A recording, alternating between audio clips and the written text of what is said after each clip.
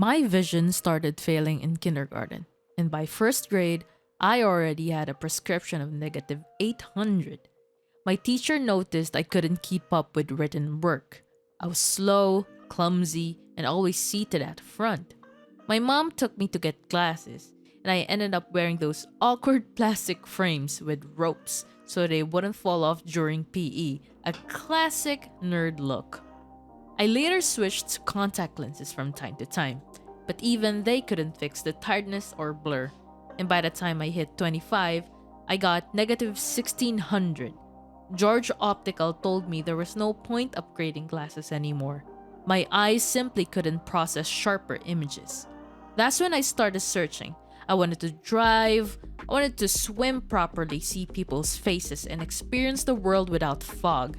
In late 2022, I took the leap. I did a scary 150,000 surgery for both of my eyes, and what happened after honestly changed everything. I was tired of the blur and the occasional floaters. Can't even wear shades or proper makeup. I couldn't enjoy swimming. I hated how foggy my lenses got when I wore masks. Driving was something I wanted to do more, but I never felt confident with my vision. I started researching on Reddit, TikTok, and other blogs. I learned about different procedures, Lasik, ICL, and RLE, and eventually booked a screening at Laser Refractive Center in Pasig. Based on my research, they have one of the biggest pool of patients with extensive experience even with operations. Competitors were cheap and had promos, but I see a lot of, bad reviews. That was the start of something huge. Before the screening, the rule was no contact lenses for a full month. They can warp your cornea, and they needed my eyes in their most natural state. So I wore glasses again, the thick ones.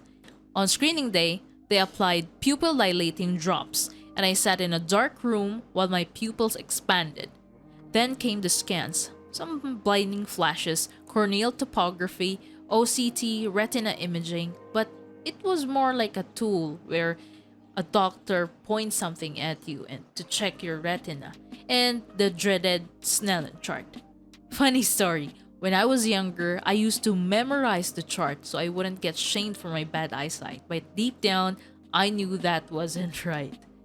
They interviewed me about medications, allergies, my history with lenses, and previous eye trauma. I followed every instruction because when it comes to the eyes, I believe in obedience and prayer. It's not just medical, it's spiritual. Even if I was slightly agnostic and a cynical atheist, one mistake can change your life forever. At first, I wanted ICL, a permanent lens implanted behind the iris. But the one I needed wasn't available anywhere, not even in Singapore or Germany. So I chose RLE, Refractive Lens Exchange, or CLE, Clear Lens Exchange. It's usually for older patients or those with cataracts, but it was the best match for my extreme nearsightedness. My surgery was scheduled with Dr. Maria Cecilia Agdeppa at the Medical City, Pasig. She's known for excellence, and yes, I heard she also did procedures for Miss Universe Pia Wurtzbach. I thought, this is my moment, let's do it for the plot. We booked a room at Citadines Ortigas, just a short drive from the hospital. The place was clean, quiet, and perfect for recovery.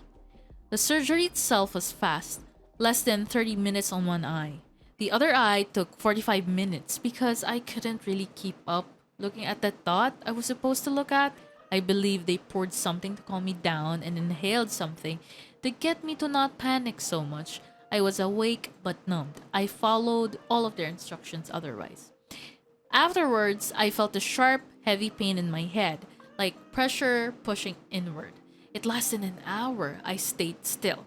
Eyes shut and goggles on. I know my vision is clear, but I couldn't process it just yet. But the next few hours, I opened my eyes and saw the world clearly for the first time. No lenses, no fog, just light, distance, and detail. I wanted to cry, but I can't, of course. Put stress in my eyes. The total cost is 150,000 pesos. Estimate for both eyes. IntelliCare covered my checkups, and PhilHealth gave me a small discount on the doctor's fees and what's so not. But since it's considered an elective surgery, more like cosmetic, there was no HMO coverage for the surgery itself. Recovery had its moments. 1 week in, I saw hot rainbow-like flashes in my vision, like a psychedelic halo, and my left eye went temporarily blind for an hour. I panicked but prayed, and thankfully, it came back.